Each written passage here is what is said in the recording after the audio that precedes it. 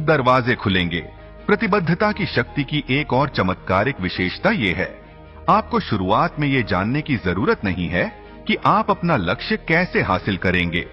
बेशक अगर आपके पास एक योजना है तो आप बेहतर स्थिति में होंगे, लेकिन यह जरूरी नहीं है कि हर कदम पहले से तय हो। वास्तव में जब आप जो भी करना पड़े उसे करने के लिए तैयार होते हैं तो अक्सर सही कदम अचानक आपके सामने प्रकट हो जाते हैं। आप ऐसे लोगों से मिलेंगे जिनसे मिलने की आपने कभी योजना नहीं बनाई होगी। आपके लिए दरवाजे अचानक खुल जाएंगे। ऐसा लग सकता है जैसे किस्मत या अच्छी किस्मत आप पर मुस्कुरा रही है।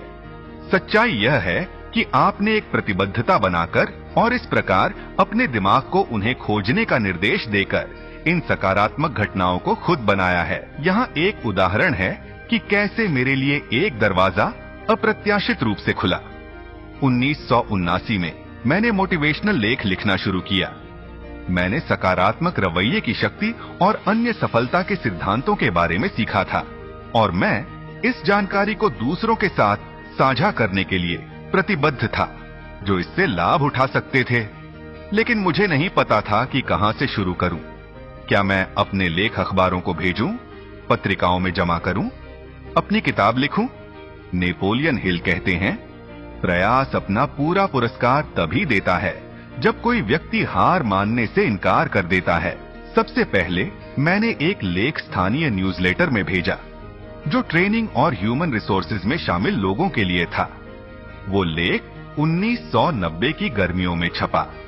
कुछ महीने बाद मुझे स्टुअर्ट कामेन नाम के एक सज्जन का फोन आया जो एक फ्रीलांस लेखक थे और बिजनेसेस के साथ न्यूज़लेटर्स बनाने का काम भी करते थे।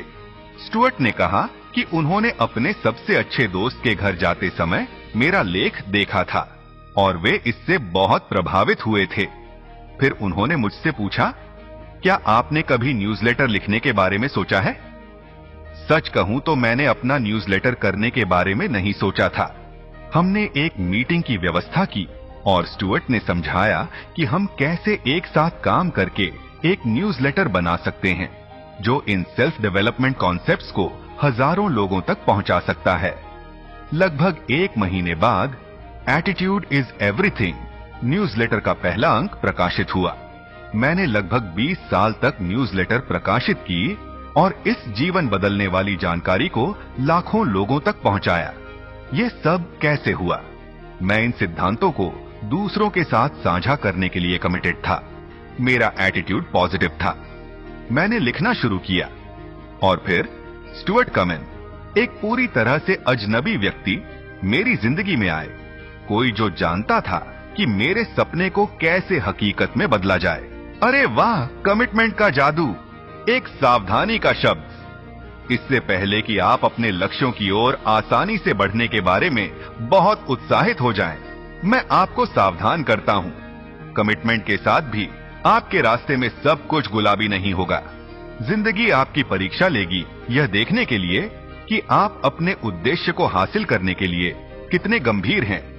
बाधाएं आएंगी, आप गलतियां करेंगे और निराशाएं और झटके झेलेंगे जिनमें से कुछ काफी गंभीर हो सकते हैं और यहां तक कि आपको अपने लक्ष्य को छोड़ने के लिए प्रलोभित कर सकते हैं। यही वो समय है जब विंस्टन चर्चिल के बुद्धिमान शब्दों का पालन करना महत्वपूर्ण हो जाता है, जिन्होंने कहा, कभी कभी कभी हार मत मानो, या जैसा कि कहा जाता है, साधारण प्रतिभा और असाधारण दृढ़ संकल्प के साथ सभी चीजें प्राप्त की जा सकती हैं। इस कहानी में एक बहुत ही प्रेरणादायक संदेश छिपा है। चलिए इसे बॉलीवुड स्टाइल में बयान करते हैं। जिंदगी में जीतने के लिए बस एक और राउंड लड़ना है। जब हालात मुश्किल हों तो एक और राउंड लड़ो। ये जेम्स जे कॉर्बेट का मंत्र है। अगर आपने कोई मकसद हासिल करने की ठान ली है तो कोई भी अस्थायी हार आपको रोक नहीं सकती। आप जीतेंगे, ये तय है। डेविड बल्डाची की कहानी भी कुछ ऐसी ही है। वो एक ऐसा शख्स है जिसने अपने जुनून को अपनी मंजिल बना लिया। वकील से लेखक बनने का सफर आसान नहीं था, लेकिन उसने ठान लिया था, लिखना है तो लिखूंगा, चाहे रात के 2 बजे तक जागना पड़े। 10 साल तक लिखते रहे, एक भी किताब नहीं बिकी, लेकिन हार नहीं मानी। और फिर एक दिन धमाका, मिलियन डॉलर का डील, ऐसी है एक कमिटेड इंसान की ताकत। जेरी ग्लैडस्टोन की कहानी तो और भी दमदार है। डिज्नी से लाइसेंस लेने के लिए 3 साल तक लगातार कोशिश करते रहे, हर बार नो सुनते रहे।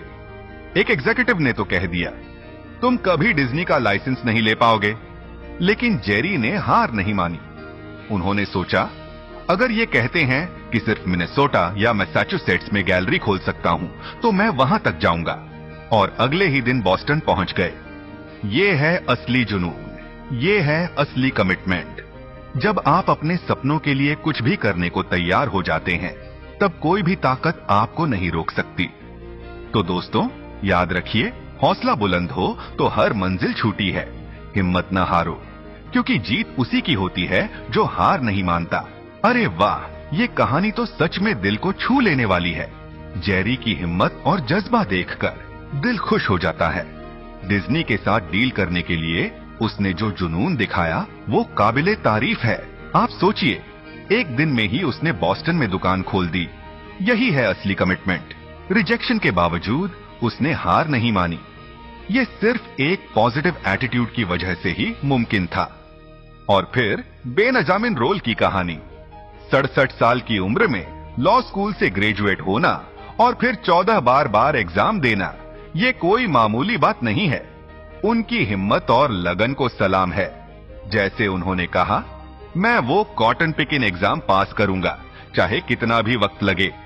इन कहानियों से हमें ये सीख मिलती है कि सफलता के लिए सिर्फ मेहनत ही नहीं, बल्कि एक मजबूत एटीट्यूड और कमिटमेंट भी जरूरी है। अगर आप कुछ हासिल करना चाहते हैं, तो यह सोचना होगा कि मैं कुछ भी करूंगा, जो भी जरूरी हो, अपने लक्ष्य तक पहुंचने के लिए। याद रखिए, सक्सेस का कोई फिक्स फॉर्मूला नहीं होता। हो सकता है कि आपको अपने गोल तक पहुंचने में उम्मीद से ज्यादा वक्त लगे, लेकिन अगर आप कमिटेड हैं, तो कोई बाधा आपको रोक नहीं सकती। तो दोस्तों, आज से ही फैसला कीजिए, अपने सपनों को पूरा करने के लिए आप कितना कुछ करने को तैयार हैं, क्योंकि सच में रवैया ही सब कुछ है। अब जब आपने कमिटमेंट की ताकत के बारे में जान लिया है, तो इस सिद्धांत को लागू करने का समय आ गया है। तो आगे बढ़िए, एक ऐसा गोल चुनिए जिसे पाने की आपके अंदर एक जलती हुई इच्छा है।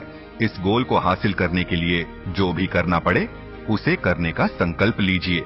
आगे बढ़ना शुरू कीजिए और तैयार रहिए हर उस मौके को पहचानने और उसका फायदा उठाने के लिए जो आपके रास्ते में आएगा। और अगर इसमें थोड़ा ज्यादा वक्त लग जाए तो कोई बात नहीं। जो लोग कमिटेड नहीं हैं, वे तो पहली मुश्किल में ही हार मान लेंगे। याद रखिए, आपका नजरिया ही सब कुछ है।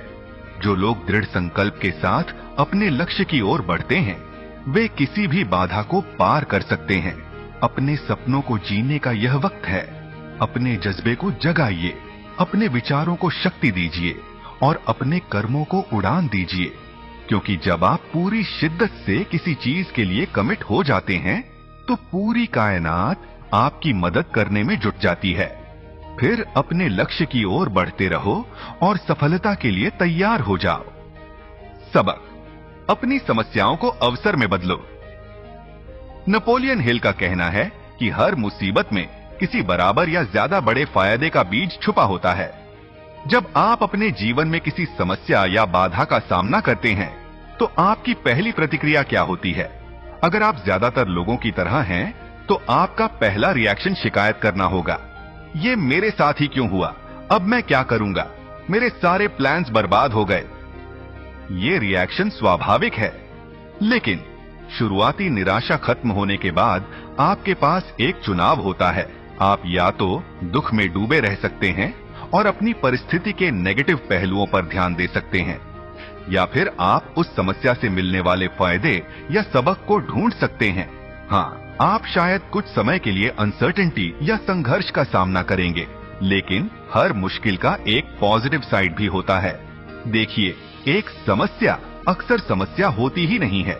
ये वास्तव में एक अवसर हो सकता है।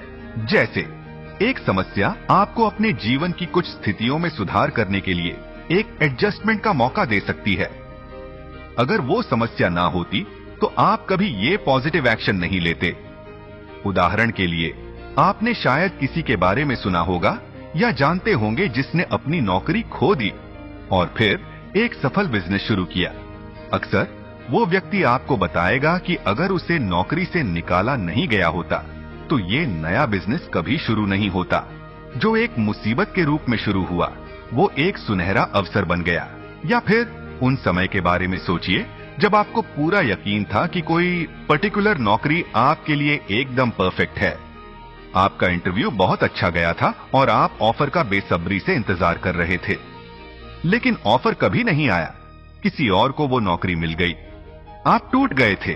कुछ दिन या महीने बाद एक नई नौकरी आई और आपको एहसास हुआ कि पहली पोजीशन उस नौकरी से कहीं कम आकर्षक थी जो बाद में मिली। पहले का रिजेक्शन वास्तव में एक वरदान था। एक और उदाहरण है सपनों के घर का सौदा जो टूट जाता है। सिर्फ इससे भी बेहतर कुछ आने के लिए जगह बनाने के लिए